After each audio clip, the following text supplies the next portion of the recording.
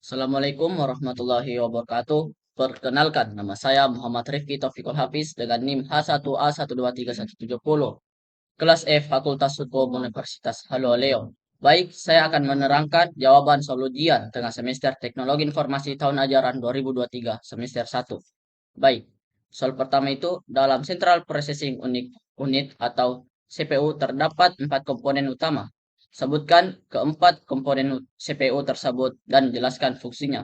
Baik, 4 komponen utama Central Processing Unit CPU atau CPU itu yang pertama, satu, unit kontrol berfungsi untuk mengatur jalannya program. Program yang bekerja. Unit ini memiliki peranan penting sebagai pengontrol setiap alat atau perangkat yang terpasang di komputer.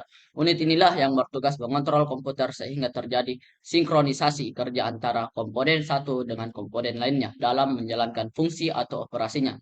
Yang kedua, register adalah alat penyimpan yang sangat kecil dan memiliki kecepatan yang sangat tinggi. Register digunakan untuk menyimpan data ataupun instruksi yang sedang diproses.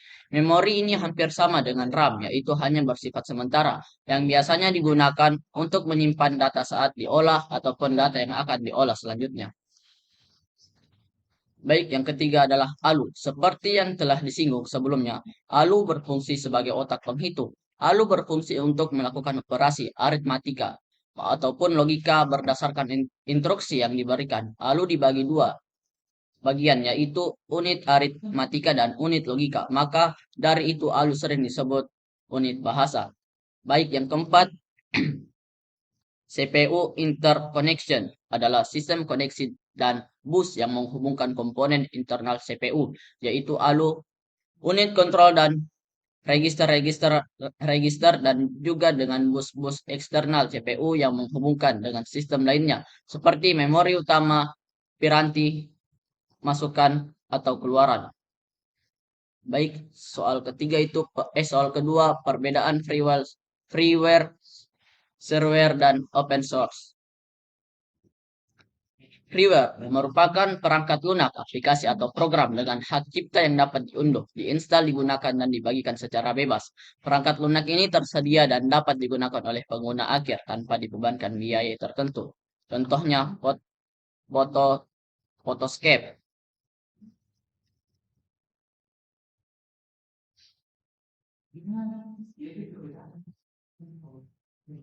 Yang kedua itu shareware. Shareware merupakan perangkat lunak komersial yang didistribusikan gratis di awal penggunaannya. Jadi software ini umumnya akan memberikan percobaan gratis atau trial pada pengguna dengan waktu tertentu. Contohnya Microsoft Office. Dan yang terakhir itu open source. Perangkat lunak sumber terbuka adalah jenis perangkat lunak yang kode sumbernya terbuka untuk dipelajari, diubah, ditingkatkan, dan disebarluaskan. Karena sifat ini umumnya pengembangannya dilakukan oleh satu paguyuban terbuka yang bertujuan mengembangkan perangkat lunak bersangkutan, contohnya Linux. Soal selanjutnya, fungsi sistem operasi komputer.